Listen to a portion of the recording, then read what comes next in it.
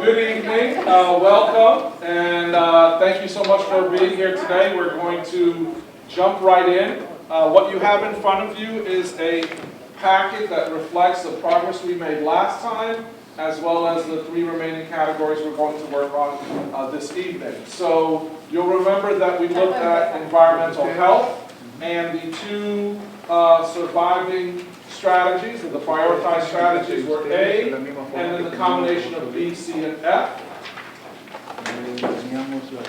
For mental health, mental and behavioral health, the strategies that were prioritized were A, B, and F, and E, C, and G together, and a special inclusion of D that we just decided that whatever was voted on, D was going to be a part of it. And then under food security, we had 3 strategies that were prioritized, D, E, and C. Right. Just to make sure that folks remember the process itself, what we asked folks to do last time was to do any advocacy for any of the strategies in the category that's being considered. Then we looked at were there any opportunities based on those advocacies and the conversation to combine any or make any changes to any of the strategies. And then we voted to choose the top 2 or 3 strategies by asking you to choose from among the remaining strategies your top 2. We're going to repeat that process again today with the 3 remaining categories. It was 3? It was 3 what? We voted for your top 3, not your top 2? Yeah. On those stickies? No, we voted for 2. We did Who? vote for 2. We did go for 2.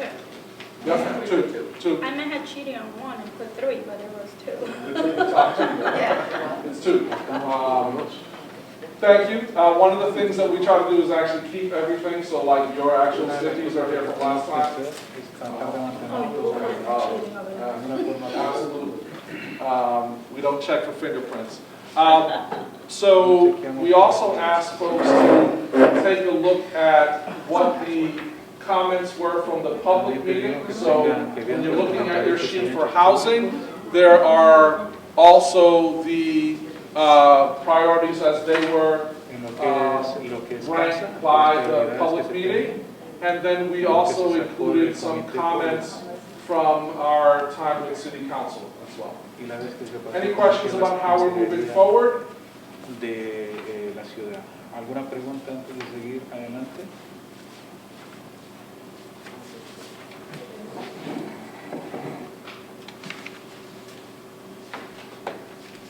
All right, so let's go first to housing.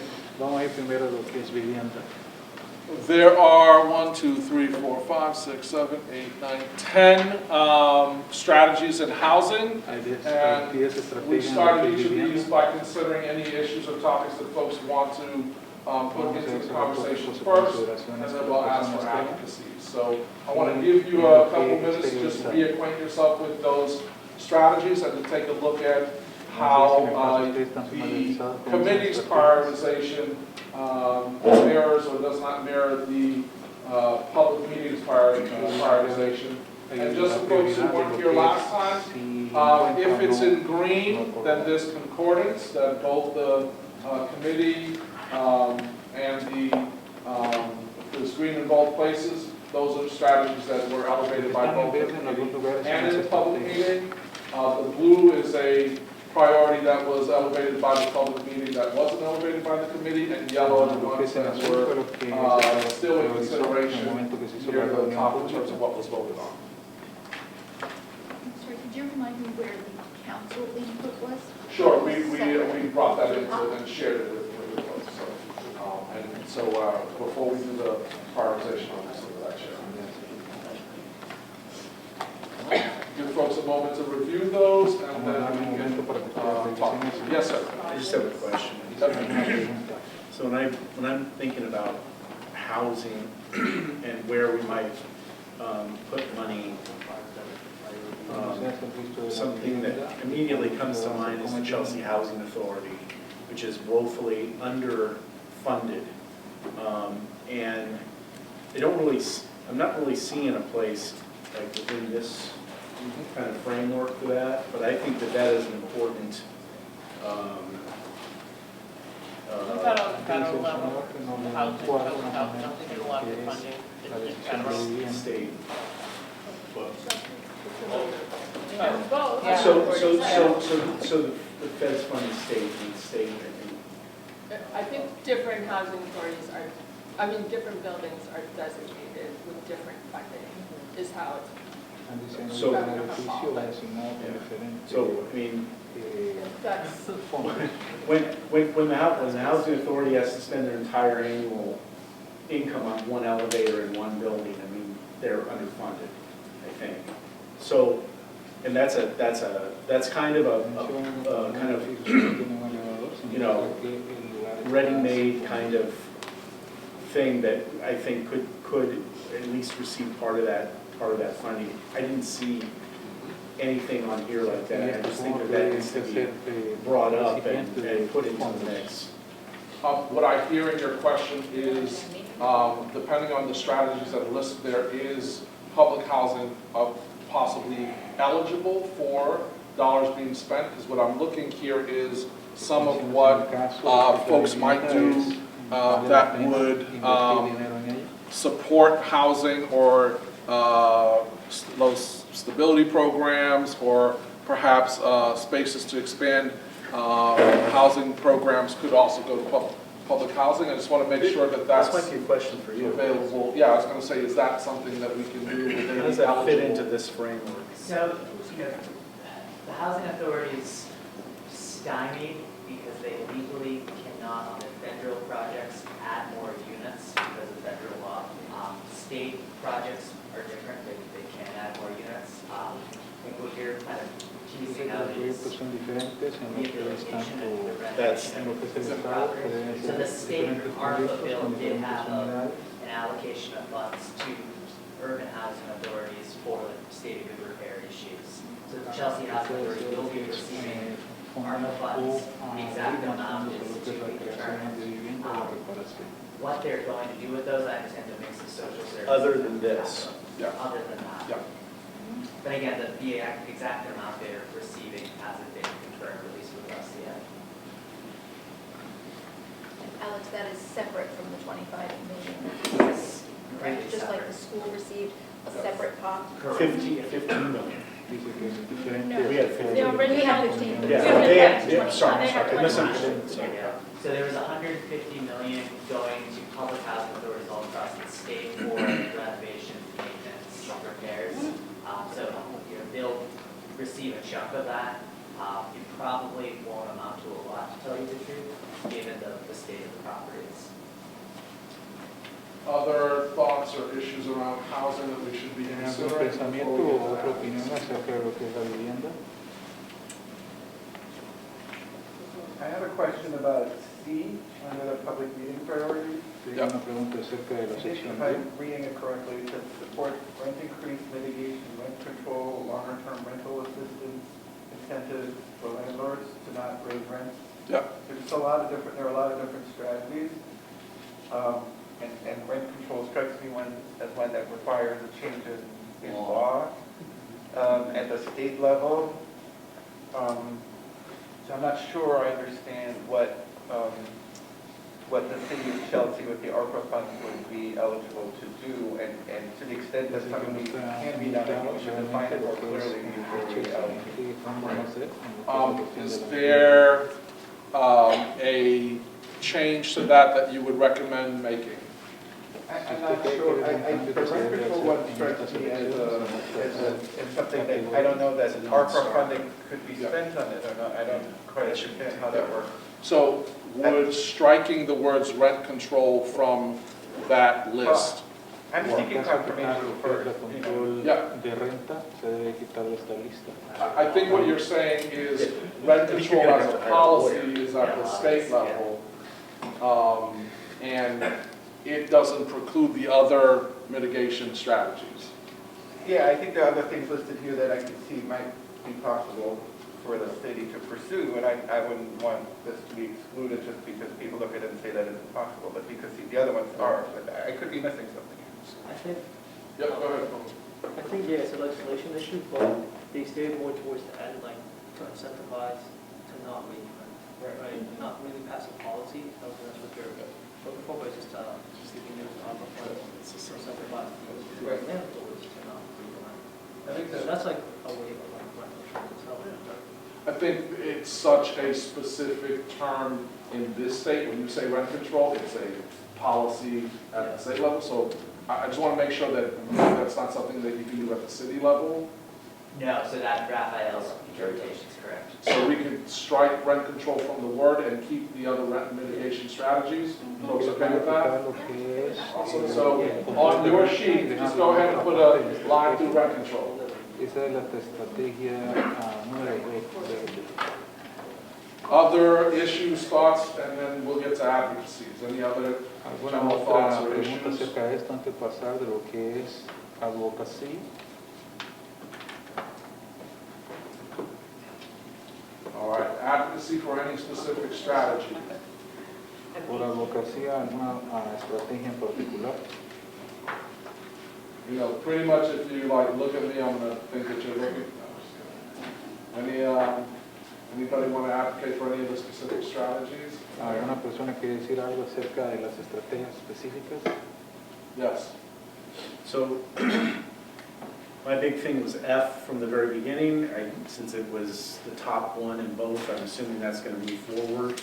So other than that, I would say, I think the home ownership program for current residents, including rent-own opportunities, is a way, I think, that we can help existing residents to kind of move up and be able to put rent behind them and move up to be a owner and have some permanent kind of skin in the game with Chelsea.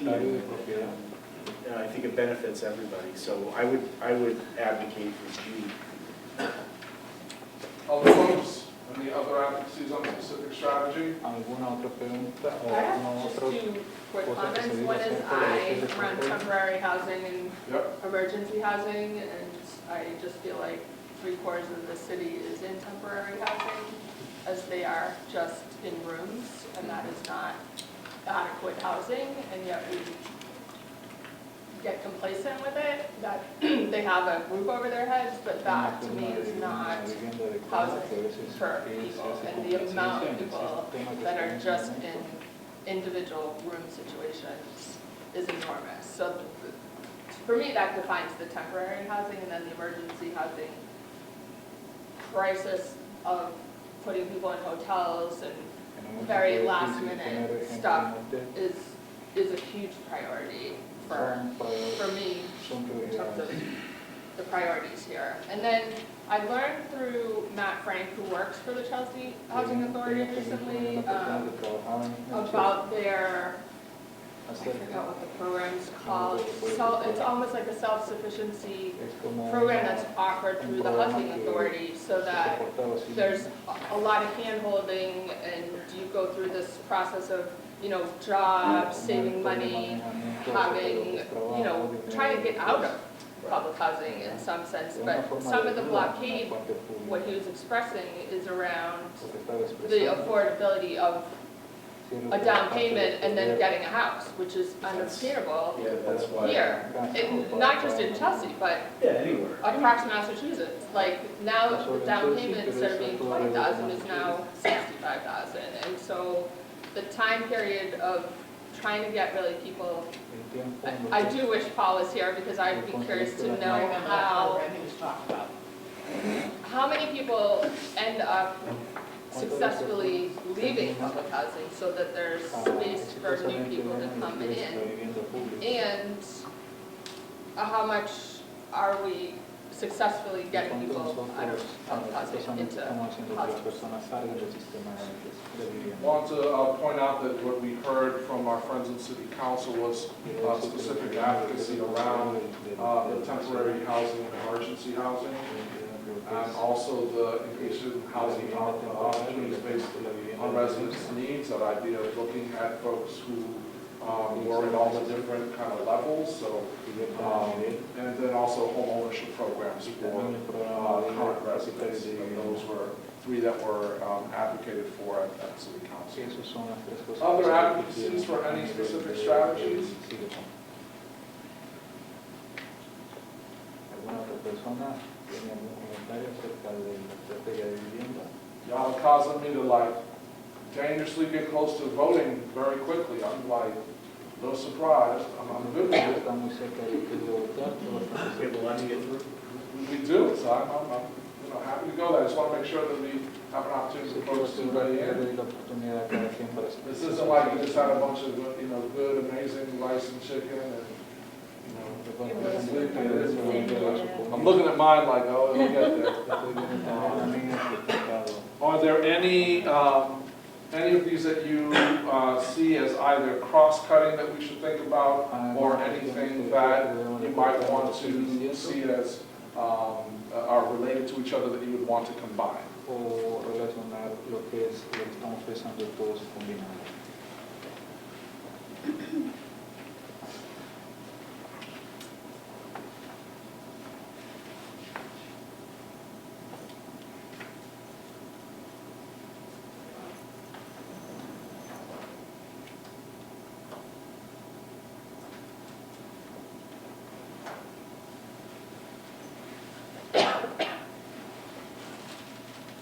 No? All right. Yes, go ahead. Isn't F and D pretty much, aren't you doing the same? Say more. Well, F&D, yeah, F and D, increase equitable housing opportunities I know. based of residents' needs, including affordable housing, public-private partnerships, and workforce income. And second, D is increase new construction Yeah. of affordable housing, mixed income housing, and sustainable models. I mean, if you're doing one, aren't you doing the other? The difference is equitable in those, in F and D. But if you're already including, say, AMI requirements, inherently, you would think that that means equity. That's technically what we do. I mean, I agree with you. the inclusionary zoning in Chelsea on if you build X amount of units without, by requirement, 50%. If it's for sale as home ownership, you have to meet at least 80% AMI. If it's rental, it has to be a mix of Alex, Tom, help me out, I think it's 30 for the first unit, 50 or 60, and then 80. So, inherently the zoning does, so but just by saying let's increase construction in it by itself, I would think that both of those would meet the same merits. I mean, do the same thing. What I hear is putting them together, not eliminating items. Is that what we're saying? Are folks okay with putting those together? Even in practical terms, when they do F, they're gonna do D. I mean, it means the same thing. New construction, and so like if I make this building into affordable housing, so that's not new construction. So that's the difference. I think that F includes both new construction and You preservation. think it does? Yeah, and D just focuses on new construction, but I agree that they belong together because You're not gonna have enough. they're after the same goal, so it doesn't make sense to split them. I don't think that's a relevant difference from a result perspective. Wonderful. So if folks are okay, we can put F and D together? I'm okay with F&D. todos I están de also acuerdo think con it's poner la F y I la don't D think it's together, right? en lo que es la definición de ellos. And two, I think F is kind of focusing on like housing opportunities based on residents' I don't needs. think it's about, But it it's new means that, construction or it, could I don't be think it means this or it means that, it includes it.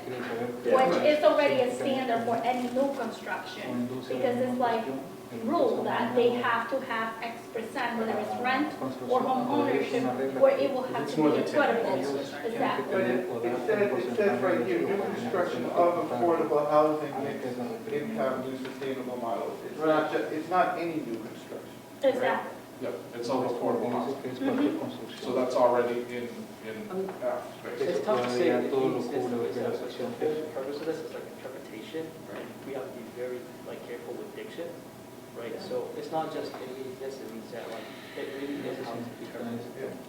But we can reframe, we Yeah, can reframe it right now. But I Yes. don't think it's like. Podemos ahorita redactar So let's una- spend a minute and make sure it's clear, Okay, so like, keyword. before we prioritize it. I would prefer it clear for Right. me. que dice debemos de poner una forma clara antes de que Are there any options that folks want to put forward about either clarifying how these are separate or clarifying about how they are together? cómo ellos van. Can I offer a deletion? I Yes. feel like the mixed income part is problematic in that our AMI already is way higher than Chelsea's AMI, so it's already not affordable. And so if we start to say mixed income, then we're gonna be putting our own dollars towards projects that may contribute to much higher income folks instead of the population that we're trying to help. So one thing I would say to just be careful about is that you can say you're building a building. Tell us it's in Constructing a new building. Constructing a new building, thank you, or even just an old building. You can have in it financing for affordable housing, financing for mixed income housing, financing for market housing that goes into the same structure. So even though you're a part of that same structure, these dollars can go for just the affordable part of that structure. So I think what you're saying is you want to target the dollars at affordable housing, not at the non-affordable housing part of that mixed income space. Am I understanding that right? But I'm also not all warm and fuzzy about building a whole lot of new market rate and luxury housing. So I feel like But this that's not could, this. but it could be with mixed income. So you could have low income and The then mixed income is luxury. the 80 to 100%, or 80 to 120 AMI. That's what we're going for, so that the people, like our city workers, our policemen, our firemen, can actually live in Chelsea, instead of people always complaining that, why can't we have a requirement, you know? Then I think- No, I know, but I'm But I know. I'm using that as an example, not specifically. But then I think to Omar's To Omar's point, that the language is, you know, the wording is really precise.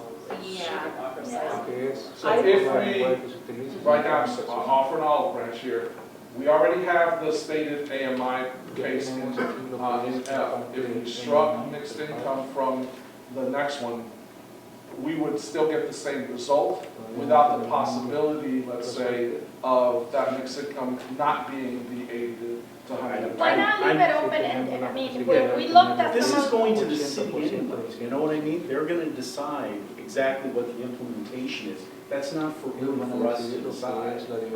We're here to give the city guidance, what we think should be done with the money generally speaking in these category slots, and they're going to implement it, you know? Can I make a comment?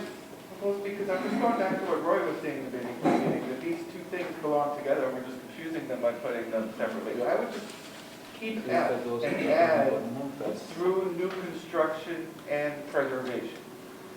And in terms of the AMIs, make it specific, we have already the 80 to 120% AMI in there. We didn't define it for the rest of the terms there. We should throw somewhere in there the rest of the AMI range from 0 to, you know, from 30% to 60. And then we have the whole range covered and all the different options. So there's no need for it to be any more. What folks think? I think it's like apples and oranges, and I do agree that they're very different, because I think the new sustainable model is what the quote-unquote bone of contention is now, with folks really being able to have affordable rent. So with F, it's talking about the new development coming up now and the market rate and rent and things like that for mixed income housing, and I hear what you're saying by strike that, but I think as we speak for the community, right? We speak with the community, we know what the needs are. So it looks like F is a real issue, pre, post, and during COVID in terms of affordable, equitable housing opportunities based on residents' needs. And I feel that D does not address that. It addresses more the new sustainable models with new construction and paying a lot of rent. And actually, that's really not realistically affordable rent for many of the residents here. So I feel like there's, I don't know how you can group it because unless you remove new sustainable model, what does that mean? I was saying remove D and just move the term new construction and add preservation to F, then you have everything. And you're leaving out the whole, the new sustainable models, the mixed income housing, all those Yeah. terms that we haven't defined clearly. Exactly, you eliminate president. Folks okay with that? Yeah. Yeah. I'm trying to get like away with the room, most folks, Yes. yeah? Okay. So we are removing D and adding the new construction and preservation Into to F. F. Entonces vamos a volver la número 10, la número 10, gonna la make this estrategia D, y vamos a So, sumar lo que es H, conservación I y nueva think construcción also a lo que es la estrategia número basically 10. includes what we were trying to do with civil workers and community workers So we as can well. eliminate So H we because it's can already eliminate in. H because También it's dice que se already puede in there. eliminar la estrategia número de There was also very little just Todo incluir lo que es Not one that I would Mhm. give much time. Any others, or are we getting close? ¿Alguna otra pregunta o estamos ya llegando a conclusión? Can I So ask a far- question? Yeah, please. It's a question for the people that know more about this in the room than I do. ¿Alguna pregunta para So, las personas que saben We talk a más? lot about new, when we talk about affordable housing. Bastante de lo que es, I see here that we say public-private partnerships. I'm not exactly sure what that means. I know we spoke about it in terms of CHA when they did private funding of public housing. But is there anything in the works, is there anything here that allows current housing that exists privately to help alleviate the need for public housing in terms of people who own homes that are larger that do have the possibility for renting out portions of them as public housing, but can't do so legally because they're not deemed as legal 2 or 3 or multiple family structures. A lot of that exists in our city. A lot of the older houses are built in such a way that multiple units could exist, but legally aren't defined as so. So we're missing out on that opportunity for public housing too. I'll look at our housing expert. Unidades de calefacción de 2 de Well, I think you're talking about allowing people to have auxiliary, units, ADUs, you can do that.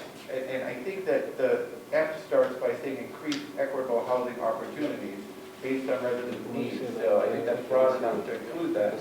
But if we wanted to name such things specifically, we could add them to F. I think what you're asking is, could that fall under what equitable based on needs are? And I think the answer would be yes. And I think to Todd's point before, we have the folks who are going to be implementing right there. Yeah. So these are the kinds of like regulation things that we can just ask them to do. So I think that makes sense. Cool? We Good? don't typically talk about it specifically. We often talk about new housing. And I worry about the quantity of new housing that's cropping up in the city, given our very dense population. I think we need all solutions. I think we, absolutely. And I Other just want to folks? say one more Yep. thing that can be combined. Yep. That would be temporary housing and emergency housing with the support for the support housing stability initiative programs in Chelsea Eviction Task Force, because they go hand in hand. So you're advocating to combine I and A? Yes. Other folks, what are your thoughts on that? Any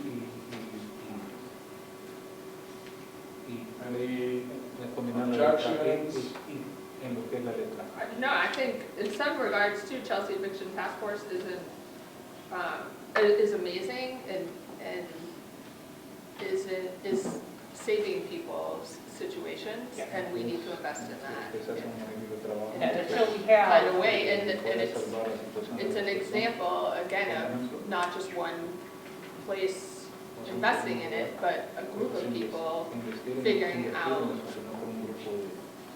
and it's also, how to save people's housing. yeah, and it's also the end result, because we do not have affordable housing. We have no place to put these folks that are evicted. There's, the rents are too high, so that's the end result. You know, as long as we do not have all these other opportunities, we will still have to carry on and do the work at the eviction task force.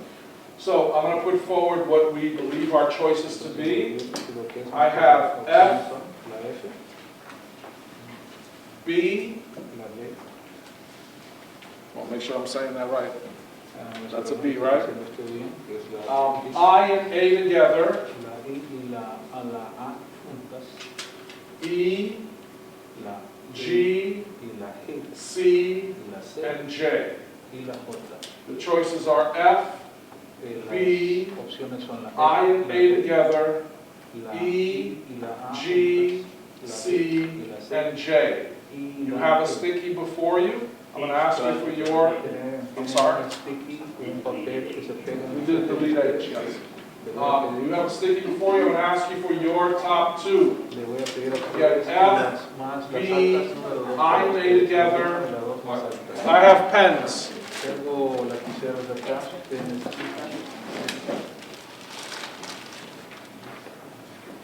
Anybody else need a pen? I thought it was the top three. Top two. That's what we did last time. Really? We don't end up with So why can't we start out with three and then? because then we'd end up with 4 or 5. So we choose a top two. Anybody else?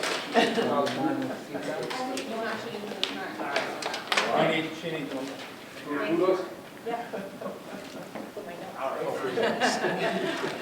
Carl, the firm of Carl, and Carl will make the collection.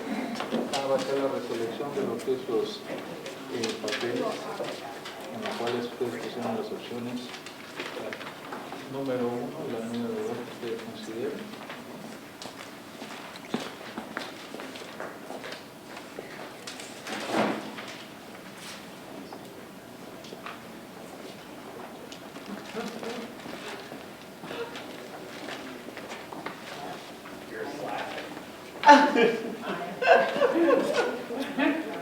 Take your time. It's your decision.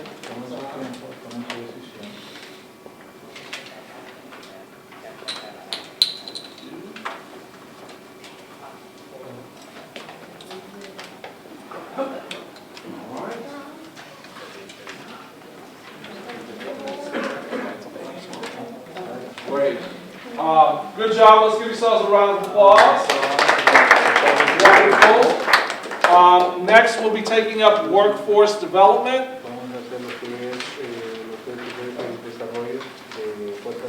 Tell me something more. I got a mask on. How can we tell? How can we tell? I got a mask on. Under workforce development, thank you for sharing the go. Under workforce development, we have 1, 2, 3, 4, 5, 6, 7, 8 strategies to consider. I'll ask folks to take a couple minutes just to refresh yourself with those strategies, and then we'll take any issues that folks want to bring up or any advocacies. Take a couple minutes to read it through.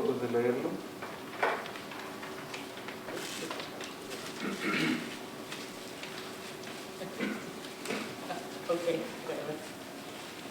maybe, can you read it out loud? Because some I things are can. super hard to Some of read. these Thank got you. me.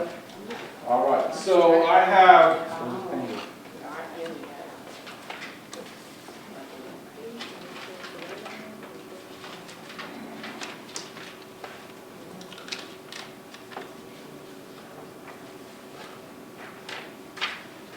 workforce development, increase workforce development for those most in need, the undocumented, and the opportunities for youth. Provide subsidized training in critical areas, including the trades where employment is available in Chelsea and nearby, subsidizing these trainings with stipends, transportation, and childcare options, and addressing cliff effects. Foundation training in IT and computer skills, English as a second language or other language, and childcare and entrepreneurship. Access to high-speed quality broadband internet at prices people can afford, and access to computers. Provide accessible, flexible English language classes, including industry-specific pathways, especially for youth. Create a portal for Chelsea business/job opportunities. Engage businesses who commit to taking on less experienced employees, such as apprenticeships with incentives, and then subsidies for public transit. Those are the 8 choices. I'm with Rochelle. Please. I said I'm with Rochelle. We need more, like 3 options, you know, not just 2. I will say to you, part of our opportunity here is to name what are the things that might go together, that can help you. Also that you have a sense of the room and the will of the group, and so in your conversation and advocacy, you can sway support for some of the things that you know you may not be putting as your top 2, but could be your top 2 for someone else. So. And then if the top 2 are selected, what about all the other options? Are they completely off the table? So just as we did last time, we are selecting the top 2 or 3. When you vote for 2 and other folks, the result may end up that we end up with 2, or we may end up with 3. Typically, we end up with the top 3. We ended up with 3 in 2 of the cases last time. So the other priorities may not be funded by ARPA in this space, but you have, as a committee, communicated that this is a priority, and so there may be other spaces to take that up. And I would encourage you to do so. All right. None of them are bad. Yes. No, none of them, and all of them need to be addressed. What we're trying to figure out is what we want to prioritize with these resources at this time. Yes? Could we combine C, E, and H because they talk about workforce development for youth and like undocumented individuals who are learning English? There might be like some wordsmithing there. Is that the right one? What was it? Could, yeah. C, E, and H, because couldn't the foundational IP training go into the workforce development, and then you connect the flexible English classes into ESOL into the workforce development? One could. I'm just going to ask if we could do the issues and the advocacy first, and then we'll do the combinations. We can come back to that. That's okay? All right. So in general, any things that folks want to take up, or any advocacies, and then we'll get to the... Can we eliminate F? I mean, it's at the bottom. Let's start with that. Folks okay with eliminating F? It seems like there are other priorities in there. Let's say that we like F, but do we like it as much? It's, you know, everybody, I know folks who We like been them in all. large families. We love everybody. So what does But that we love mean, support. subsidized public transit? Here's Like reducing the fares, or as Boston is doing, having certain ones that are free. On free bus ride, like particular MBTA. And subsidize, I mean, yeah. Imagine using the money to say, you know, we're gonna give everybody a free ride on the 111. Or reduce fares. I'd rather have internet than... Not the 111, that's road revenue. So I think that's tied It's more of a into, long-term. Well, if you're gonna do it. So I'm hearing that you want to keep considering it. Yeah. So let's not eliminate it yet. Any other advocacies? Yes. So I have a question about C. To my untrained eye, C seems fairly non-specific. So I'm wondering, those that are in the group that know much more, what specifically would be the needs that we're trying to meet with C? And do any of them fall under the other categories? And if not, can we define what those needs are. Does that make sense? I think that's C very seems good. very non-specific to me. I don't understand how we would implement it based on the verbiage there. So I'd love to know specifically what the needs are for the groups that are named. It's pretty general, I agree with you. I think that the idea is that when somebody receives training, which is what A is, that's not sufficient to getting a job. There's a lot that goes into the job search process. So the idea is knowing where jobs are available, having employers be ready to hire people from our community, and being able to help people with a resume and preparing for the interview, and all those pieces go into getting people a job. Even if they are trained, they will need that help. To me, those things go hand in hand. You frequently need both, but sometimes you only need one or the other. But I think that's the distinction. Maybe we can phrase that more artfully. Or can we eliminate it and enhance the phrasing in any of the others to reflect those needs? Which I would prefer. But I just think to Amanda had make it also easier. brought up, like, the combining of the Right, youth right. piece. Exactly. Like, if we go Yeah, back to I that think and like, that's I the can gist. keep it- are we focusing on youth? Are we focusing on, we have undocumented, we have, you know, there's a, There's a lot I there. agree, because there's a lot in that, but then it's not But we're not doing specific. anything specific. But I just would love to know what the needs So are. why couldn't we Let's add, hear Amanda's advocacy that she had for combining, because I think it will serve some of that. You've got the floor. I figured because C was a little bit vague, we could combine CH and E to kind of like bulk it up. I know that there's a different focus on like undocumented groups and immigrants and then like youth. And that wasn't really addressed with what we have here. So I figured if we combine it, like it could make sense somehow if we like wordsmith it. So I'm hearing C, what and what? C, H, and E, C, just H, from and- like how big C was to like try to like figure that out. Okay, let's get a few, yep. yo estoy de acuerdo con Amanda,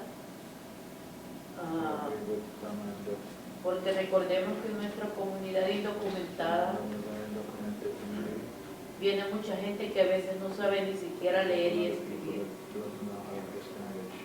So she agrees with Samantha because in our community, we have many folks that are undocumented and they don't know they don't know writing, they don't know reading.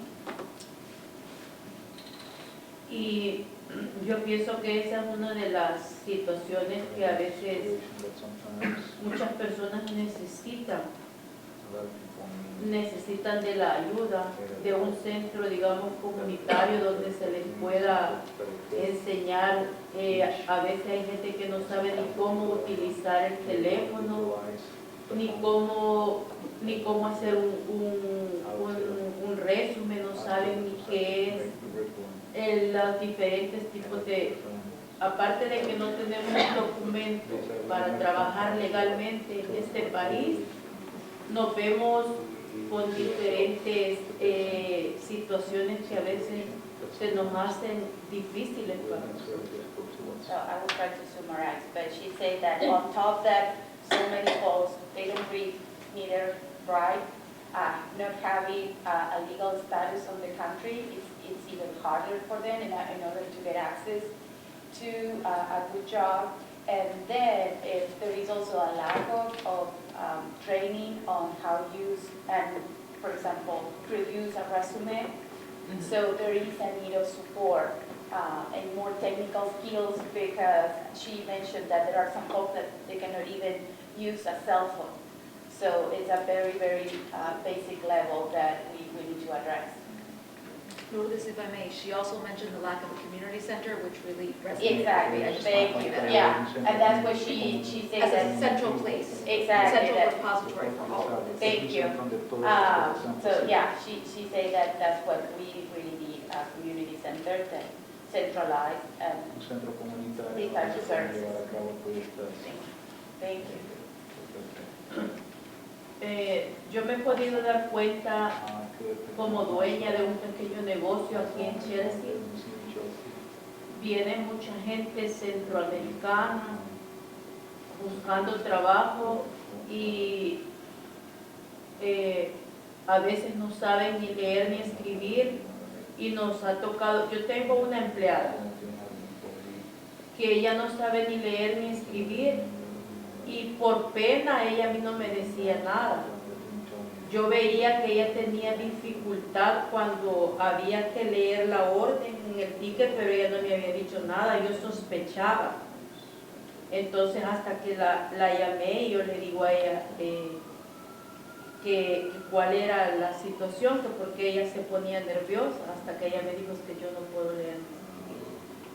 So Mayra has one of her staff at the restaurant. She didn't know how to read, neither how to write. So she was noticing that this person was always getting nervous and she couldn't even take an order. So she was trying to guess like what's going on, and then she found out that that's the reason why she couldn't take the order properly, and also like she felt very uncomfortable. Entonces en nuestra comunidad indocumentada hay muchas personas, no solo ella, sino que hay muchas personas, y yo pienso que a nosotros aquí en la ciudad nos hace falta un lugar donde no solamente les impartamos clases de inglés, sino que también les enseñemos a leer y a escribir en nuestro propio idioma. She said that this is one of the examples of many other residents that might be in the same situation, and that's what the importance of having this center, not only for folks to come and learn English and other technical skills, also to know how to read and write in their own languages. Did I miss something, Susana? No. Okay. Susana's on time. You did have a couple of Community center was a comments. buzzword. Yes. Yep. Because they all are so important, but I thought C, A, and H could be grouped the first three together because it's kind of addressing the same needs. I feel that the A, in terms of aid, subsidized training in critical areas, including the trades, but not just for undocumented residents, but also for refugees and immigrants and high school graduates and GED holders and folks that were concerned with recidivism and just every resident. So not just to cater to or to think about one group, but to think about the community as a whole, because workforce development promotes the community, not an individual or a group. So that's why I feel that when you're looking at workforce development for those most in need, I think that's the community. And I think it encloses all of it. So that's why I felt like that should be part of A, because we're focusing on a community and focusing on the needs within each group, but as a whole. Would you be amenable to having C, A, H, and E together then? C, A, H, And E? yeah. Yes. Folks And I would okay add with to that? that, under classes to address what she Those classes, yeah. could we maybe do a better job of, rather than lumping them all together, unless we're comfortable just lumping them all together, maybe do a better job of teasing them into two more distinct areas. One seems to be more focused towards the needs of our immigrant community, and one seems to be more focused on the skills-based, which could also include the needs of our youth. We're not understanding it. Rather than lumping them all together, because Can we still have to. divide- So I just want to make one point about A, and why I think A is very important, because you want to be able to entice, the city wants to be able to bring in different types of employers to the city, right? But if we don't have any kind of workforce available here that's trained in those skills, we can't do it. So we're trying to kind of match up stuff and create the skills necessary. Now, I totally agree that you know, English classes, English as a second language, all that type of stuff is absolutely necessary and should be kind of the bedrock of anything that we are doing in Chelsea. I mean, that should be, because there's such a great need. I totally agree with that. So maybe those two things can be, you know, the two things we're kind of concentrated on with the, what is it, F and E, right? And then basically A and C are kind of the same. C's so vague that I think A is really where we really should be focusing stuff. So we can actually get, it's not just about employment too, it's about tax dollars coming in for the city when we bring in different types of industry, so we can, you know, more profitable things are going to yield more profitable coffers for our city. So we have to keep that in mind about trying to generate, you know, more economic activity for the city. And I think that's part of what we want to invest in. Yep, and I agree with that, but I also think about workforce development. And again, going back to looking at the whole community, where I talked about, one of them, entrepreneurship is with H, and that's more individual based as opposed to community. So thinking about where we stand after post-COVID, and I do understand that that's not only the reason why we're here, post-COVID, but that's a reason why I was interested in coming. Because what we went through was just so detrimental. So thinking about where we're going and thinking about a community of residents that need the trades, that need to be trained and not basically, you know, offered the basic, but a real trade to be self-sufficient and to be able to pay rent. So I think workforce development in terms of aid and grouping C with that is at the core of all of the 6 areas that we've discussed as a whole over the past several months. So I think if we start there as a community and building, and I agree A and C should go together, and H and E might be more in common with each other. So yeah, I think C. What do folks think? C and A and then H and E? I struggle with this because I think we're just saying we want to spend money on workforce development, you know? And so I struggle a little bit with the fact that if we're putting money into workforce development and we're going to train groups of people in the community, and then yet we have this one group that gets trained, has English classes, skills, and they have no permits to work at all. So that to me is an automatic roadblock of, if we can't fix the legality of working here, whether it's, we know it's not a community problem, I mean it is a community problem, but investing in, yeah, my dreamy dream is that people who are already physically here in Chelsea get a work permit to work in Chelsea, because they're here. That is where I would invest workforce development, because then we would have people who could work. Yeah. And instead of a lot of this cash-based, under-the-table kind of home daycares, side jobs, trying to make it work, surviving barely, and yet they have skills. Right. Many of them already bring those skills. And they're here. Yeah. And I'm even thinking about in terms of DACA, right?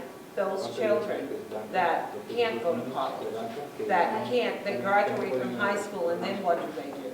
So to provide them with a trade, because they have limited eligibility in terms of employment, so that's another group that is here, and their life ends at high school because they can't further their and go on to college or get financial aid and things like that. So applying, supplying them with an opportunity to get a trade. And also in terms of undocumented, even if they were to follow up with a trade, and some trades require like state certification and others don't. So that also allows them to focus on areas within the city of being able to work and things like that, but not to the extent that we would like to see that. But I think to provide undocumented refugees, immigrants with an opportunity with a trade that they can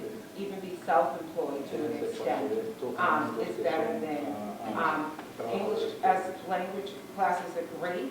They work, they need to learn to read and write, but I also think across the board, workforce development is going to uplift the community as a whole. And we do have students in DACA and other refugees and immigrants that would benefit from that. And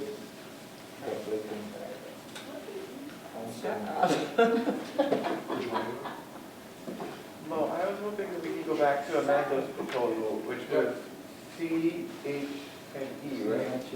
Yes.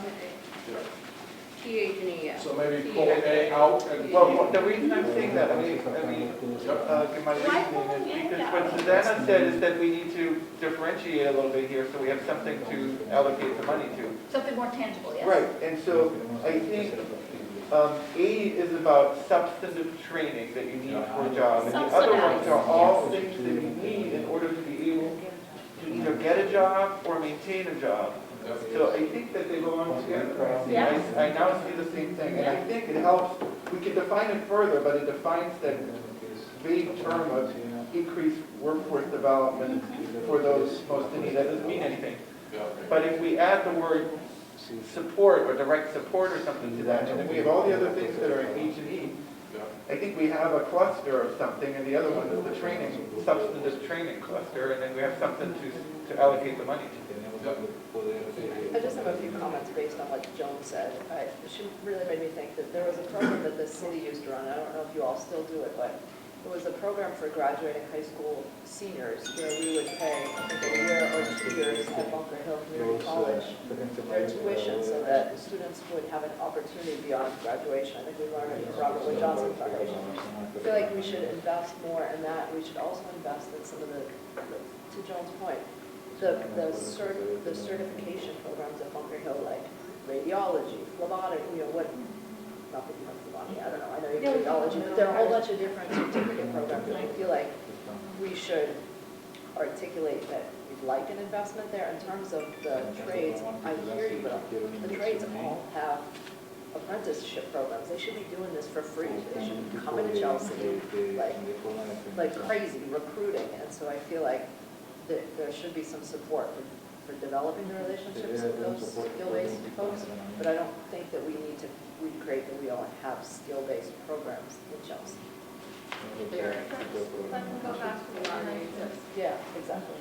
About the programs at Bunker Hill, I think the program that we're talking about is only applied to students who have gone through the early college program, have completed 12 credits at early college, then they get that green light at Bunker Hill. Maybe that needs to be expanded to include more students. There could be a lot of students that have only tried 6 credits, or not at all. They didn't have the opportunity, but they should be given the opportunity to go to Bunker Hill. And then we've got many certificate programs that are 15 credits, 30 credits. They can get a skill and a certification under their belt for a period of time. Especially we continue to work on the pathway project in the high school so that they're getting some of those credits done while they're still in high school. Maybe they can graduate with a certificate as they graduate from high school, or, the summer after a semester. But you do have to enroll in the pathways. It's not something that happens automatically. You have to enroll in it.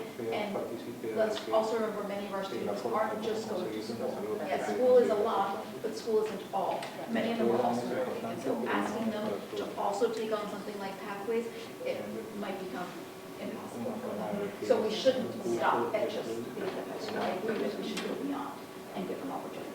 So something we did in partnership with Bunker Hill for the first time, using some CARES Act funding, our community development block grant, was we worked with them to set out a childcare training curriculum that provided sort of introductory courses to starting a childcare business, coached them through the state licensing process, as well as provided things like grocery store stipends, free transportation, and other sort of incentives, recognizing that folks either have to choose to go to school or they have to choose to go to work, to try to break down the economic barriers. It was remarkably easy in terms of working with a course like that with those training methods, and I think it's a model that can be easily replicated for other areas.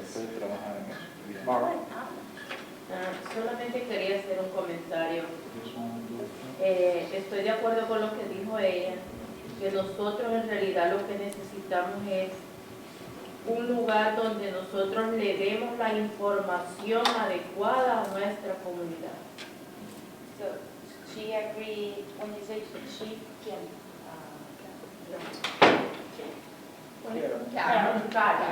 so she agreed with Kara had said that we really need a place for the community to receive information. Porque yo me he podido dar cuenta que nosotros tenemos recursos como ciudad. A veces nosotros mismos no sabemos que estos recursos existen. So she realized that we have resources in the community that sometimes we don't even know that we have those resources available here in Chelsea. Por ejemplo, yo tengo mi hijo mayor, él es un recipiente de DACA.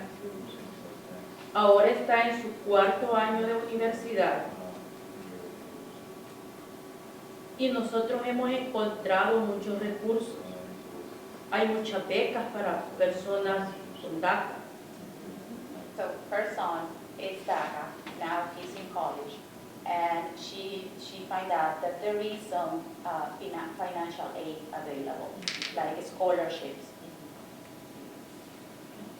En nuestra comunidad tenemos muchísimos lugares donde imparten clases de inglés. There is a lot of places that you can learn English. Lo que pasa es que nuestra comunidad no está informada. But our community is not well informed. Por ejemplo, yo ahora soy estudiante de inglés en el Bunker Hill. She's taking English lessons at Bunker Hill. Y yo me he dado cuenta que el 70% de mis compañeros no son residentes de Chelsea. And she realized that around 70% of the classmates she has are not Chelsea residents. Entonces, ¿qué quiere decir? En la ciudad tenemos recursos. El problema es que nosotros no, entre nosotros mismos a veces no damos la información correcta a nuestra comunidad. So the fact that we don't have that many Chelsea students, we have to read it and they are not getting the information. So we have the resources, but we are not putting that information out there for residents in order to know and take advantage of all these programs. Porque yo me he dado cuenta que la ciudad trabaja mano a mano con Bunker Hill. Because she knows that the city works very closely with Bunker Hill. Por ejemplo, los estudiantes de high school, ellos pueden enrolarse a clases avanzadas que ya van con créditos. High school students can enroll into more advanced classes that also take some credits. Por ejemplo, yo ahora estoy en mis clases de inglés y ahora yo tengo la oportunidad de seguir estudiando porque hay un programa para adultos, Transition College. Entonces yo puedo, si yo quiero y estoy interesada, yo puedo seguir estudiando y me dan un año gratis. So she's using, for example, again, as a student in Bunker Hill, that there is a program available that she can continue studying. The program is called Transitional. Yeah. Transitional to college. Transitional to college, so she can continue studying on that program because it's an adult program. Y eso es para adultos. Entonces, ¿qué quiere decir esto? Que si hubiera un lugar, por ejemplo, digamos en la colaborativa, hubiera una persona específica que está dando todo este tipo de información todo este tipo de recursos que tenemos en la ciudad, yo pienso que nosotros podemos ayudar muchísimo sin necesidad de agarrar parte del dinero de ARPA e invertir porque ya hay recursos. So she said that we have a good opportunity, for example, as having someone a la colaborativa that can provide this type of information, so we don't need to reinvent the wheel and also put in ARPA funds when we already have resources available here in Chelsea. Porque seamos realistas, nosotros no podemos agarrar dinero de ARPA y decir nosotros vamos a solucionar los problemas de trabajo de los indocumentados porque lo que necesitamos es un permiso de trabajo. Yeah, she said that we need to be realistic because this is not about funding. It's we cannot change the reality of undocumented workers because it's not about money. It's about the legal status. All right, so I'm gonna ask if we could move forward. There's been a couple proposals here. One proposal was to do C, H, and E together and have A separate. And there was a proposal to do C and A together and do H and E together. Just want to see if there's any advocacy for any of these. Yeah. I still propose getting rid of C, because I don't think it augments either of them, keeping A by itself and putting H and E together. What I've heard from the rest of the group has been about including C. Including C on everything. So I think the choices are C and A together and H and E together, or doing C, H, and E together and having A separate. It really doesn't matter, because it's all the same ones, right? That's what I So it was saying, doesn't really let's just matter lump where you them group all in. them, we're kind of, We it's the are- same. We are going to be choosing, so that's why I want to make sure that. See, Well, one is one and one is two, right? if I think it's strategically about it, and I don't want to get rid of C, A, H, and E, I want them all lumped together, because I want internet. So, selfishly, I'm going to say C, A, H, and E, O, C, H, and E. I will take those, because I want internet. Thank you for that advocacy. That's exactly what this time is for. Any other advocacies? I mean, the other thing, Yep. Can you go there first? Go ahead. I'm thinking what we're trying to say is we want appropriate training and academic support so that our community can thrive. And what we're saying is we want them in multiple areas for multiple groups of people if they qualify. Because somebody who was formerly incarcerated won't qualify for certain trainings because there's certain quality requirements. So we've got to keep it loose. So broadly for all the community members as qualified, but I think it's the foundational pieces that we're focusing on. So I would like to see that all together. And just recall that we also talked about adding for all in C, so not just. Other folks, are folks okay with having C, A, H, and E together? But can we spell out the piece? It still doesn't mean anything, increased workforce development. That's like what we're doing right now. What I heard you say was that by adding these other pieces to C, and maybe adding the word supporting. I think the word that's missing is providing direct support. We can start listing all the different steps like I did before, but if you at least are saying providing direct support to job seekers, it means something. Yeah, but then that's kind of vague. What do you mean direct support? Oh, You're just we gonna can- have we direct can spell- payments to people for, No, that has nothing for. not financial support. I mean support as in how do you find the job? How do you prepare a resume? Those basic things. How do you? But you got to do that. If you train somebody and they still don't know how the process works of getting employed, you're going to end up with people who are trained in Chelsea who don't actually have a job. You need to do both. The two sides of the same coin. They don't know how to apply for jobs, particularly in Yeah, internet. but isn't that, if you're doing workforce development, isn't that going to be included? in- So I think what we're saying is that we want to, or what I'm hearing is that we want to be specific on the workforce development to include those things. Is that Yeah, capture? Yeah. if we do that, does that help you to have C, feel like it has a little bit more? We said it has some specificity? substance, yeah, right Okay, now it right. has no substance. So we're adding under workforce development, Direct support to job seekers such as help writing resumes, finding jobs, preparing for job interviews, etc. etc. Job readiness. So, yeah, so, okay. Awesome. Now, If we do that to C, are we keeping C, A, and H, and E together? What do other people think? C, A, H, and E together. That's it for workforce development. That would be it, yeah. So That's what it And is. I will put it all together, like, folks, okay, we're putting it together, we've got most agreement, awesome. All right, so on your choices, we have, the first choice is C, A, H, and E together. G, C, A, H, E. Can you make a word out of it? yes. Chia, Kahe, C-H-A-E. C-A-H-E. Each. Each, thank you, each. Well done. That's it. Ase could be good too. So, that combination of letters, It's one. G, B, D, and F. I got internet. G, B, So G separate, B separate, D separate, and F separate. All I want is if there's so many opportunities for internet, really. Affordable internet? Please choose your top two. Military service. Please choose your top two.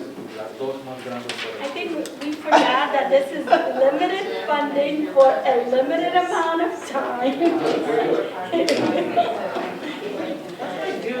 It's like, when I think of it, only 15 million, I can't have it necessary bill for.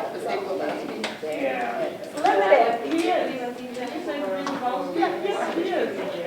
I was just gonna figure it out anyway. We already got that unit sense.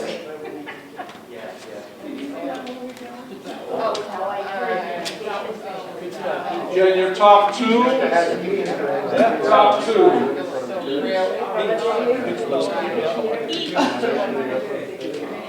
well, no, it's each, but if you check the second option. Yes. Oh, yeah. Yes.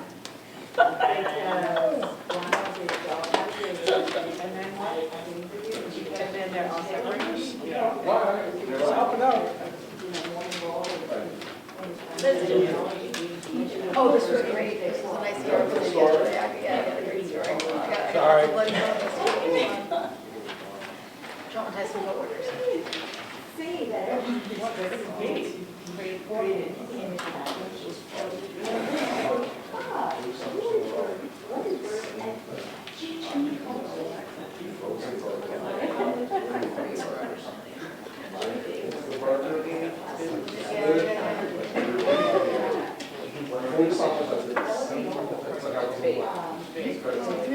3 summers in a row. So when were you going to start wearing some sort of protective clothing? When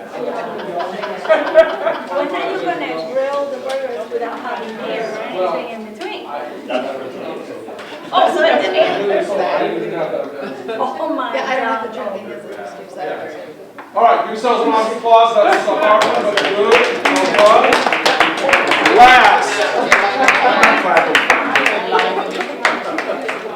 Last but not least is small business.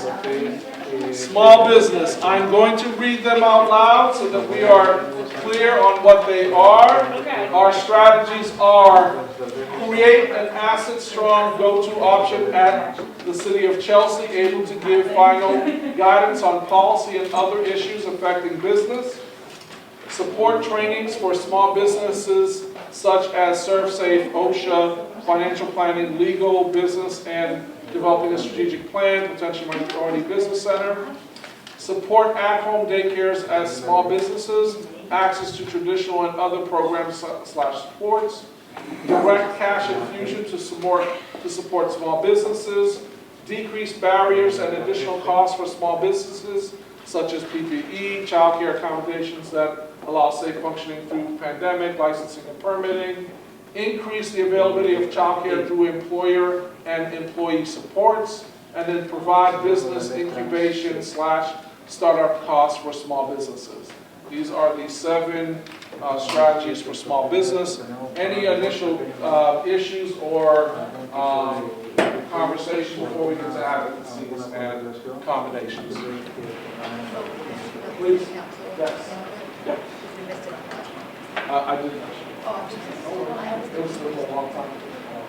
So our friends in City Council were very supportive of the first one around creating the asset strong go-to option, the second one around supporting training for small businesses, and then also down to the 5th one, which is the decreased barriers in F. And then there was some also support for, I should say something, there was direct support for the supporting at-home daycares as small businesses, and some advocacy there from our friends in City Council. Yes? I have a question on support at-home daycare of small businesses. Yep. And I'm thinking about if that were something to be supported, does that create complexities that the folks involved in that kind of work would find it unreasonable and challenging to monitor? And I asked the city reps here, what does it entail in terms of the home-based business? What kind of impact would it have for them? Can you say that last part? I can't hear you over that. What will it entail to the folks who have the home-based businesses? How complex would it be? Is it something that would be manageable? Or would be creating an infrastructure that would be so difficult for them that they wouldn't want to participate anyway? It's a good question. So, anything we do with ARPA funds come with some level of administrative requirements. There isn't a lot of existing infrastructure for home-based businesses. I think our first foray into it is with home-based childcare. This year we've also started a technical assistance program for entrepreneurs looking to start businesses. So we're doing one-on-one business coaching and assisting with marketing, web development, and other areas with folks that are working out of their homes with the goal of opening the space. So I think on the services side, it's fairly easy. It's technical assistance, training, or assistance with things like web development. But when it comes to things like accessing capital and finance, that's where it's a little bit tricky. And the home-based childcare, the state requirements, regulations, rules, is that going to be more complicated for them as well? That would probably affect them out. It does, yeah. And there are a fair number of home-based childcare providers in Chelsea that are state licensed, so they're able to comply with those requirements. There are others that are not licensed, and we need to bring them in from that gray area to be licensed, hands-on approaching on the regulations. Thank you, great question. Other folks, any, yes? I'd really love to hear from the small business owners in the room. What would make their businesses stronger? It's easy for us to advocate, but we don't know. That would be my We have also heard from small business owners who were part of the focus groups and so forth, so reminded folks, but we did have people on the committee on purpose so that we could have their opinions be part of the process. So I think it's 2 or 3 folks who are small business owners. I don't want to. Jenny and Tom. So yeah, and Roy. Yeah, I mean, whatever. Can we give? You go create Tito's Bakery, then talk to us. Let's go to Myra's, please.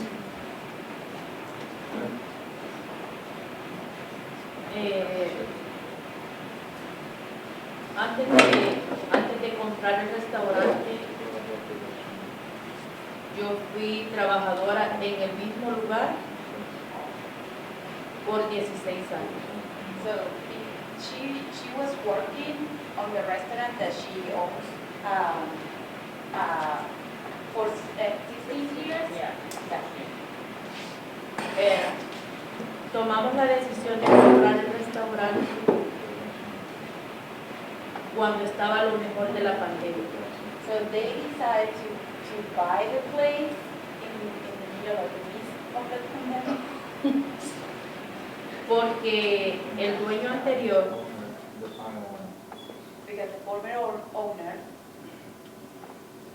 recibió fondos de ayuda received some financial aid, y lastimosamente en el restaurante te puedo decir que el 80% de empleados éramos indocumentados. so around 80% on the restaurant were undocumented staff. No recibimos ni un cheque durante el restaurante estuvo cerrado. They didn't collect anything during the time that they Y shut después down. me di cuenta que la ayuda era para eso. And then she found out that the financial aid that the owner received, it was to cover the payroll. Bueno, después se declaró en quiebra So y iba a then, vender el restaurante, iba a cerrar el restaurante. so then he went on bankruptcy and decided to close the restaurant. Éramos, en aquel entonces éramos 9 empleados They were nine workers que nos íbamos a quedar sin trabajo. without a job. Ahí fue cuando yo tomé la decisión, con el apoyo de mi esposo y de mi hijo, de comprar el restaurante. With her family support, she decided to buy the restaurant. No con el sueño de que lo íbamos a mejorar, que lo íbamos a levantar y no nos íbamos a quedar sin trabajo. So she was dreaming about also like improve the place and also hoping that they would not lose the job. Y te puedo decir que no es lo mismo ser un empleado a ser un dueño, porque es un rol completamente diferente. And she said that the experience of being a worker, a staff of the restaurant and being the owner of the restaurant is like a whole different experience. Yeah, it's not the same. Pero ahora, gracias a Dios, no habemos 9 empleados, habremos 20 empleados. But now she has 20 staff.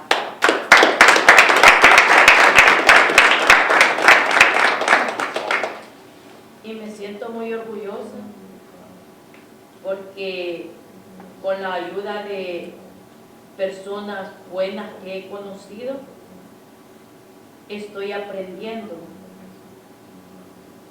lo que es la administración. And she feels very proud because during the process she has met a lot of like good people. So now she's learning more about administration and stuff.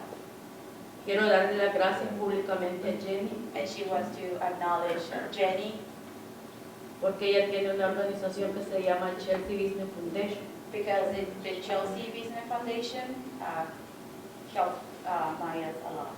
Yeah. También quiero agradecer públicamente a Alex y a Lourdes She also want to thank Alex and myself porque también me han ayudado mucho. because we helped her out. Porque no es lo mismo hacer las pupusas, hacer las tortillas todos los días, a dirigir el restaurante con 20 empleados. So she says it's not the same cooking pupusas all day to just have to manage like 20 people in her restaurant. Y every por day. eso es que yo te digo, muchos de los nuevos dueños de negocios, creo que nosotros no buscamos fondos, lo que nosotros buscamos es ayuda, entrenamientos, entrenamientos técnicos de cómo llenar las licencias, qué es lo que tengo que hacer, cómo llevar un payroll, cómo llevar la contabilidad. So she said that as a business owner that just started, like for the newly business owners, what they really need is not like financial aid. They need more training, more capacity, tools to administration, or how to fill out the licenses that they might need to submit to the state. Porque así como hay dueños de negocios que tienen 20 años o 10 años administrando sus negocios, así habemos nuevos emprendedores. Yeah, she recognized that there are business owners that have been quite a while in the city for 10, 20 years, but also we need to recognize that there are new business owners also doing business in the city. También quiero reconocer que así como hay dueños de negocios de hace 10, 20 años atrás, nosotros tenemos que estar a la vanguardia con la tecnología. So she also recognized that because there is small business owners that have been also doing business for the last 10, 20 years, we also need to advance in terms of like technology. We need to keep up to date in terms of technology. Porque yo conozco dueños de negocios, restaurantes hispanos, que a veces no saben ni cómo encender una computadora y tienen 10, 20 años en el negocio. Because she knows people that have like colleagues that are also Latino business owners that they don't even know how to turn on a computer. And they have been in business for the last 10, 20 years. Por eso es que yo siempre, cuando yo me senté y a mí me preguntaron qué era lo que yo quería, como dueña de pequeño negocio, yo te puedo decir, yo no quiero que me den $5,000 cash. Yo lo que quiero que me den es las herramientas de cómo fabricar esos $5,000. So she said that as a small business owner, when we ask her what she wants, she really said that I don't need financial aid. I need all the tools to make sure that I'm making that $5,000. Jenny, Todd, and Joe. All right. Well, mine has a really a very important thing, which is we're not looking for funding. We're looking for the tools that are going to help us succeed and put us, at the next level where we are. Maida bought her business, practically under, and, is very successful today. But it takes a lot of hard work. And it takes a lot of, mitigating through paperwork and things that you have no knowledge of. You go and you apply for one license, and then that license tells you, oh, you're missing 3 others because you can't open the door, right? If you don't have these other 3, all of those things where you don't figure it out, it's not clear, black and white, until you're going through the process and they're telling you, oh no, you're missing that one and you're missing that one, and for that you need that, and for this you need a counsel, and for that you need, I give an example early on when we started with all this process. To turn on a TV, I need to go in front of the city council to actually turn on the TV to watch the news. If I want to have a TV in the kitchen, I also need a permit for that, even though it's just showing the orders. For everything, you have to have a permit, absolutely everything. And then whether you go in front of the city council or not, it's not clear until you're going through the process. I think that one of the things as a business owner I feel that we need is support in terms of knowing or having access to those trainings that are required for safety purposes. I know there are some cities that they do offer them, like they do some, small business cohorts, and they bring in OSHA, for instance, like once a quarter, and the business owners can go in, identify the employees that will need a training, get the certification directly from the city without having to go through so much red tape, right? And so much bureaucracy. Those are things that I haven't seen in Chelsea, and I think it will be beneficial to us, because we can send those employees, whether they read or write or not, and they can actually learn safety, kitchen safety, cleaning safety, food safety. So it not only works for us as business owners, it also works for the community as a whole. There are other trainings that we could benefit as business owners to offer our employees. With that, I'm not only touching it's helping my business, it's also touching on workforce development, right? We're helping the people within the community as it is.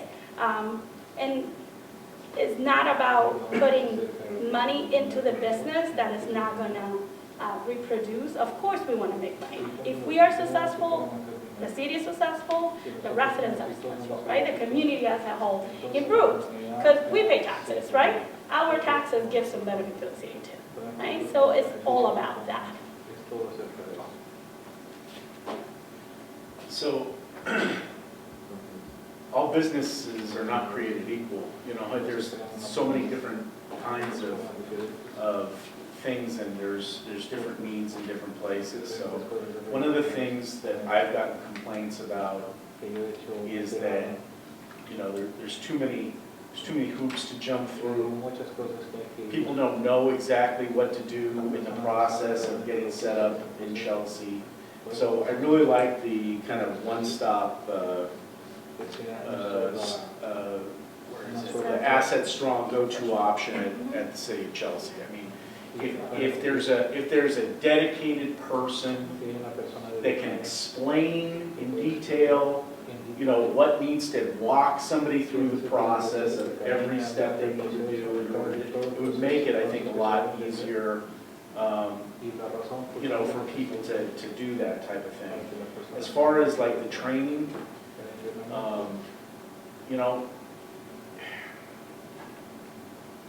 I appreciate that some people are going to need kind of a very basic level of business training and what you have to do legally in order to be in compliance with the state and federal government.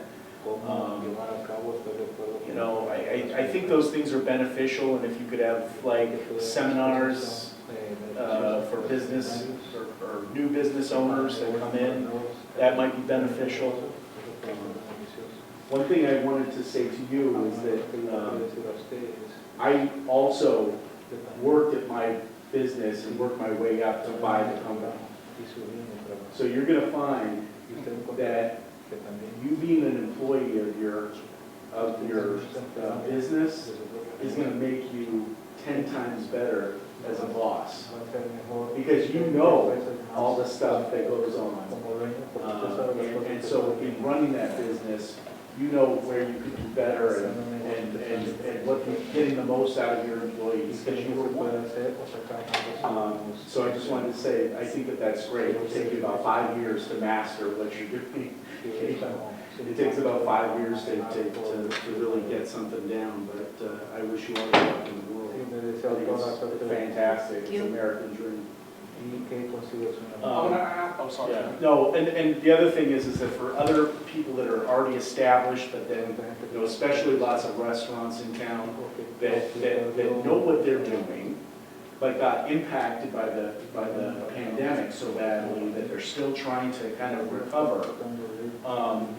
I know this wasn't popular among the public meeting priorities, but the direct cash infusions, I think, still go a long way in a lot of businesses that it's just being shut down for so long, the people not wanting to come back to work. I mean, that is a huge problem That's why I wanted to, the workforce development thing, you gotta get that going, get more people, in the flow here, so.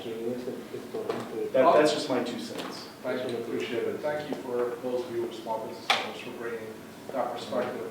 Any other advocacies for any of the strategies on here?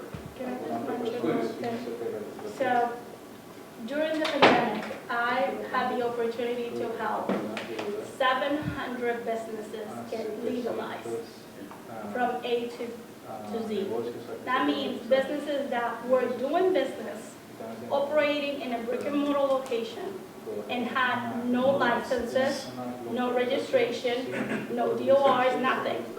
700. Out of that, 140 were daycares. That number since then has increased a lot. And I do that voluntarily day in and day out. So when I say they need support and training, I mean it. When I say, you need to know how to pass the red tapes, how to go through the process, how to go through A, B through Z, I mean it. I mean it. Talking from experience and from helping others. The cash is great, and you could subsidize some of that licensing. Because some of them have that issue. You could use funds to actually say, okay, we're going to help you pay for the license so that you're legally a business. We're going to help you get registered so you can get your business certificate. We can subsidize some of that with some of the ARPA funding so that you actually have legal registered business in the city. Other advocacies or anybody else on any of these strategies? Too early to advocate for mergers? No, let's go. Okay. I want to make sure I'm understanding correctly.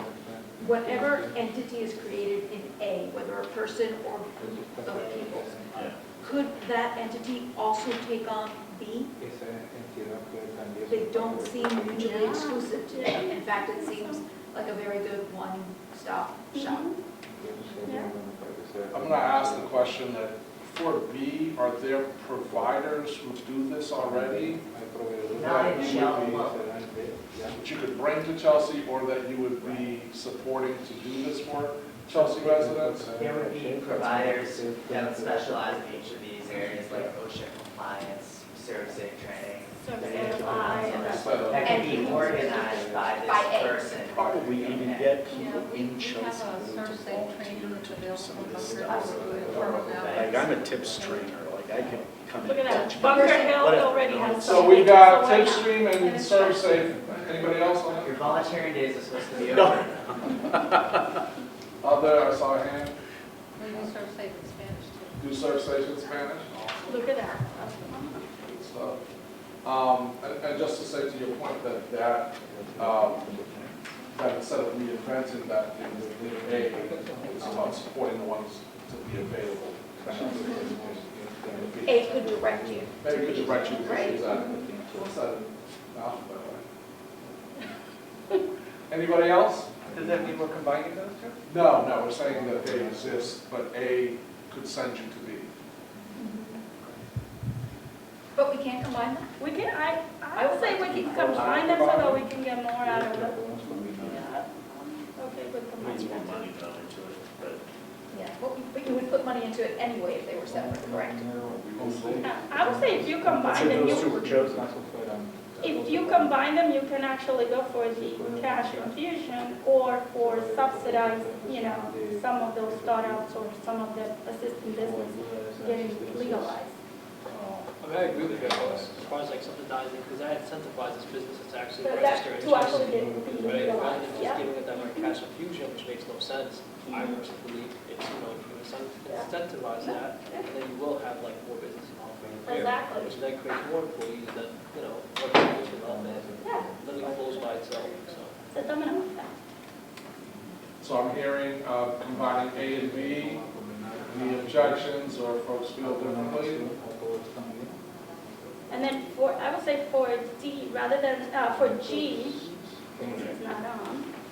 So G, I would say, rather than direct cash infusion, subsidize, stipend for licensing and other things for those businesses that are not legalized, that are looking to come out of the pipe. In some ways, that's already used that as a sub. Oh, it is? Yeah. Okay.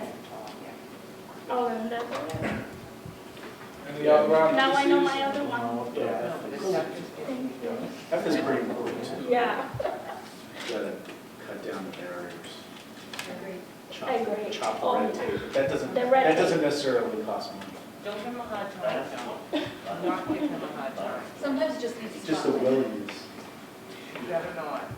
Thank you. Would it be inappropriate to add the direct cash infusion to F as one of the options? Rather than keep it by itself? Oh, combining it? Just That add with this. which one? So, Add G, direct cash infusion support, to E as a measure of decreasing barriers. So not only, no, you I'm mean sorry, to F to F. my apologies. Yes, I'm add down G with to that. F. What do folks think about adding G to F? I don't see how a direct cash infusion really helps, to be honest, right? Because that can be a one-time, like a lump sum payment and that's it. And who's to say like how the business is gonna go? And this goes back to the saying, like give a man a fish, feed him for a day, teach a man a fish, feed him for life type of thing. Correct, but I do think it matters at what point, at what stage a business is. At Yeah. the very beginning, a stage may need, or excuse me, a company may need a direct cash infusion in a way that later on it won't. It'll need different types of resources or support. And I think that would kind of fall back on like what Alice had said about, like, this isn't kind of like an incubator, right? Because a lot of that can be as that, right? A lot of it can, like, if I have a startup idea, if I have like a business idea, I can just come and be like, I need like a direct cash infusion, I need like a lump sum type of payment. Does that make sense? No, Right, I can that be in the would- early stages, I can be in the early stages. That's, Yeah. It only goes to those businesses that have been established and have to show that they have sales and how they impact the yeah, we still have to apply for something. I mean, you don't just like, I need money, here's money. Yeah, no, that's not how it works.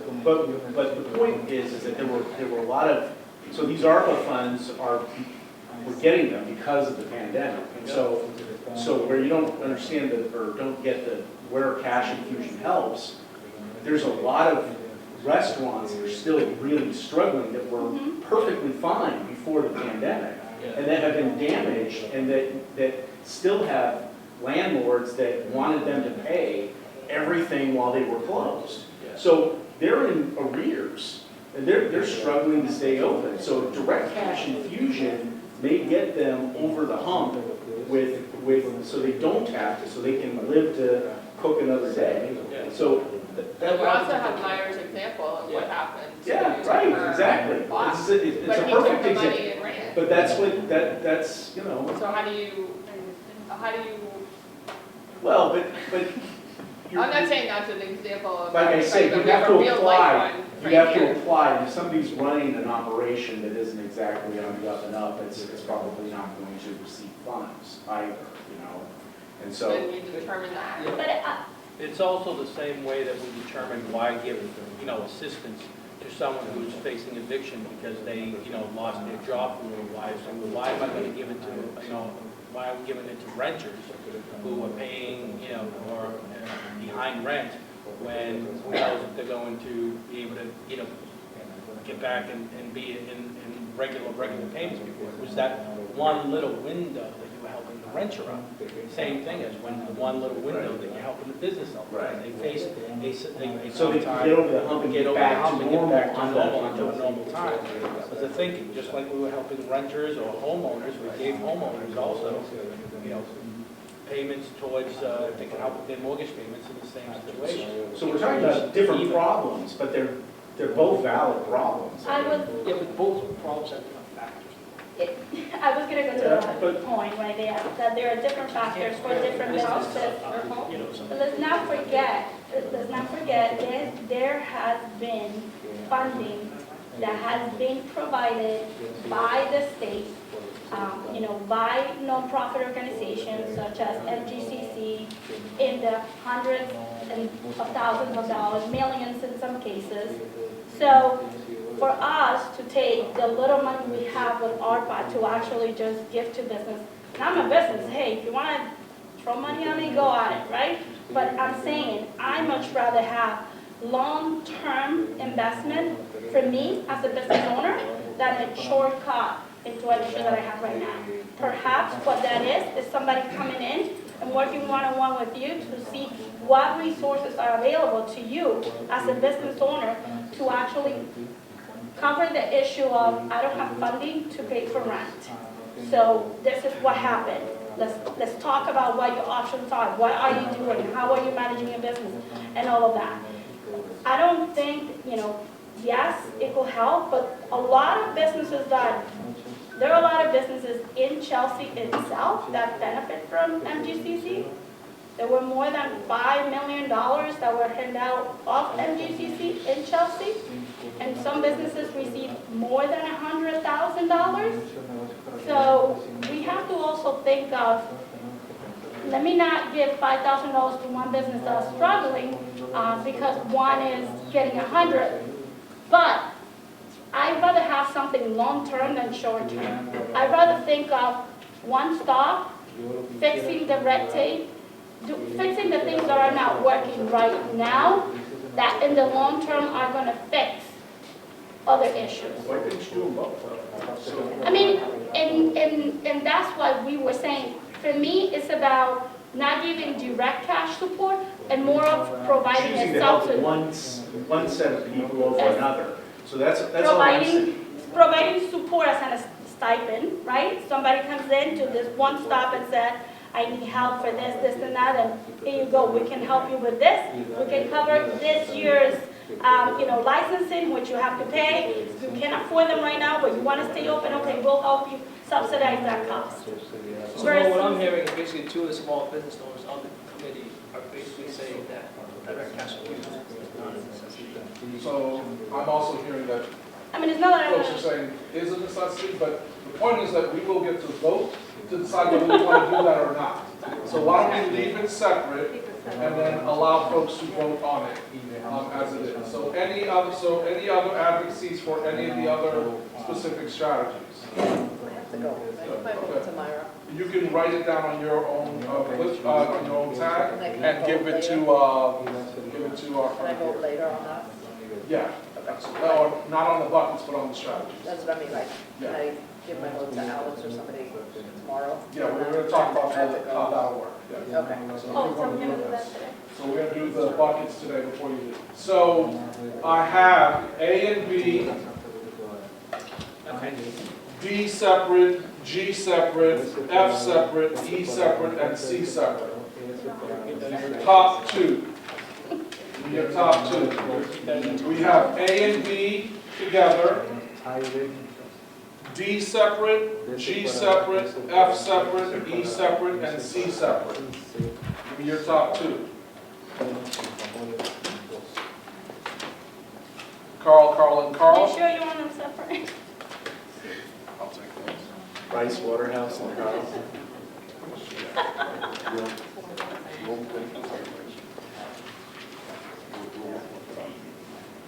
Okay, P and D.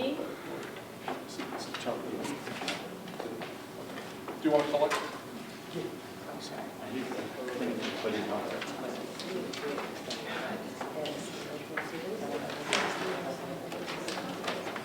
we got till 9?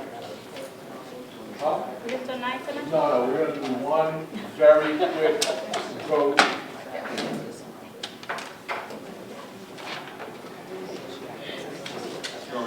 Yeah, people want to bring the Bye, bag. Roseanne.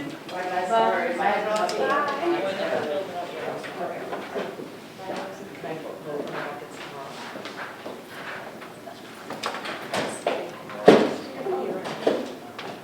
So Carl is collecting those, and we're going to do what we've been hoping to do for quite some time. I'm going to stick one of these. All right, each of you is getting one of these bags. In the bag, there are 20 checkers. You're going to be voting on those 6 buckets in the back of the room. So the 6 categories, how much you want to put in each. All right, how much in housing, how much in, Amanda, not those to that side, the ones behind you. Yeah? how much in housing, how much in small business, how much in workforce development. We have in the room with us today 1, 2, 3, 4, 5, 6, 7, 8, 9, 10, 11, 12, 13 folks. I'm sorry? Lucky 13, yes. We have 13 people. So, instead of your each checker being about $37,000 or so, think about it as being closer to like $50,000 or so. All right? If you get all your checkers and put them in one bucket, that's 20 times 50,000. Anybody want to do the quick math on that? Million? That's $1 million. Whoa.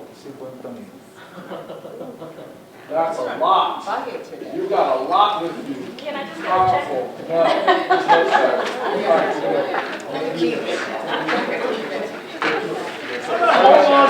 So, Lex, can I ask you to do me a favor?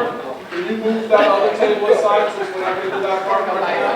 Just slide it on over. $1 million on red right now. You've got, exactly, you're at the encore. You've got your chips. I'm going to ask you to go over to the table where Lex is, and I want you to add your chips. I ask you to add your chips to however you want to portion them to those 6 categories. All right? Any questions? Any questions? Be thoughtful, and the only thing I'm asking you to do is to not comment on what other people are putting in their, how they are voting. Not comment on that. I took this one separate, so it would be. Oh. This is if we have 20 people, somebody have to do this. All right? So please go ahead and decide those. Do those. Let's get to the checkers.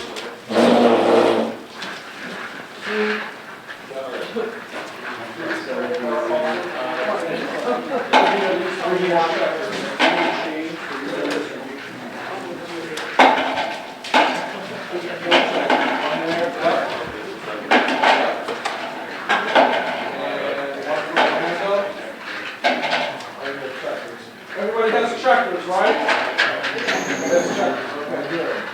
All right, start the voting. Did you want to?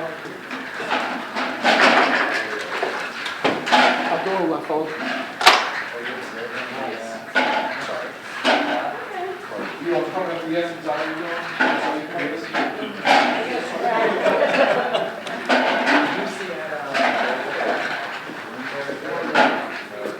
I love that folks are making the noise with the checkers too.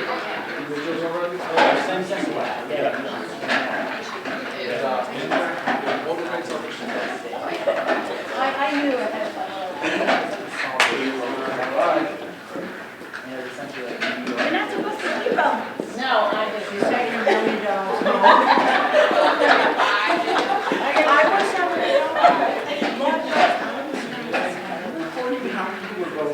Recording that people voted. no idea. How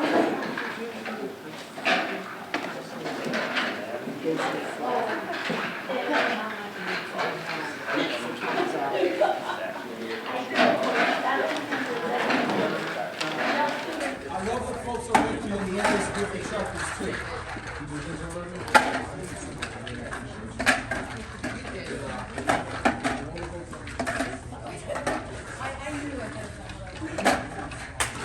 All right.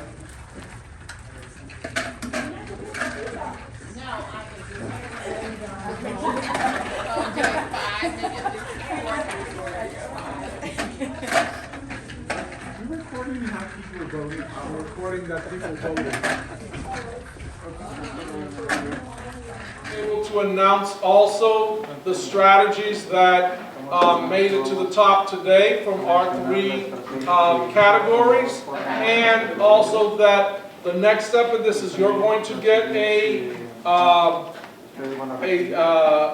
voting application from me that's going to ask you how you want to allocate the dollars from each of these buckets by the categories that you've chosen, by the strategies that you've chosen. So if there's 3 strategies and there's $3 million, how do you want to portion those according to the strategies?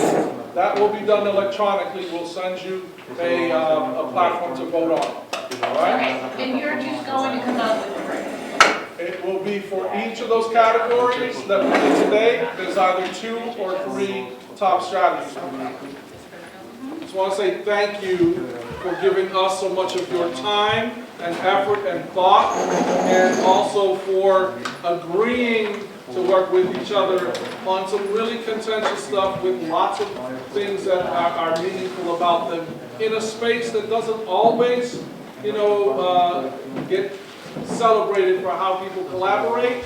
This was a really good example all the way across for what is possible when people decide to work with one another.